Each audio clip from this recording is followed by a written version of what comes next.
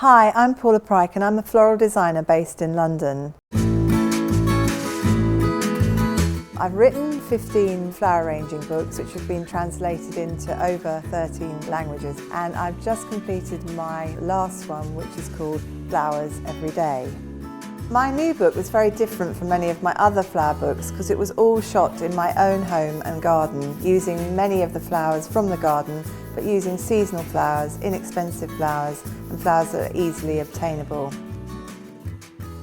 One of the best times to experiment with flowers is springtime, because there's so many inexpensive flowers to buy, and there's also lots of lovely flowers in the garden that are very easy to grow. And I'm going to show you how to make some really easy arrangements from my new book. A basket arrangement would make a lovely gift or a table centre for a special occasion, for a family lunch or dinner. And you can either use a basket or a wreath frame. I'm using just a wreath frame here, and you need to get a pot that will go inside it.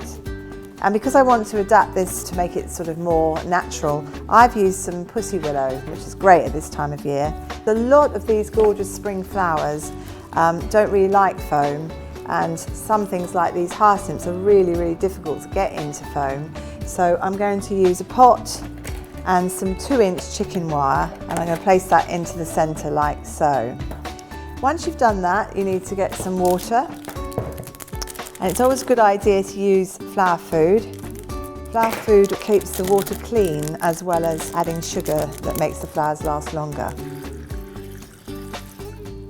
Whenever I make an arrangement, I always put my foliage in first. Any kind of foliage will do. I like working with dark green foliage because it allows you to use lovely colour combinations.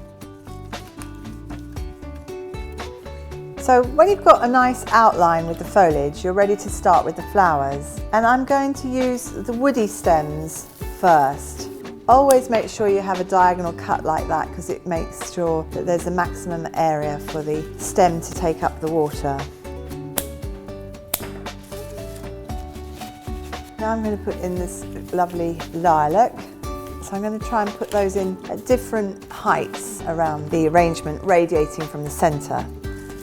Now I'm going to use the bulb stems. I'm going to use these hyacinths first. And if you're cutting hyacinths, make sure you don't cut them too high. You want to cut them near the bulb, because that keeps the stem together.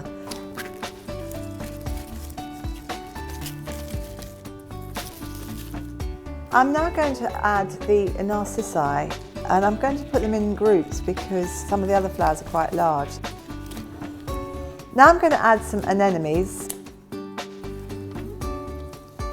Now I'm going to put in a bunch of tulips. Finally, I'm going to use these beautiful grape hyacinths. I've left them to last because they're very fragile, and I want to put them in again in threes.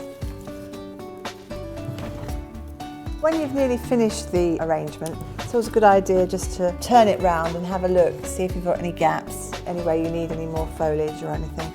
And when you've finished your arrangement, it's always very important to remember to top up the container right to the top, because flowers drink 40% of their water in the first 24 hours.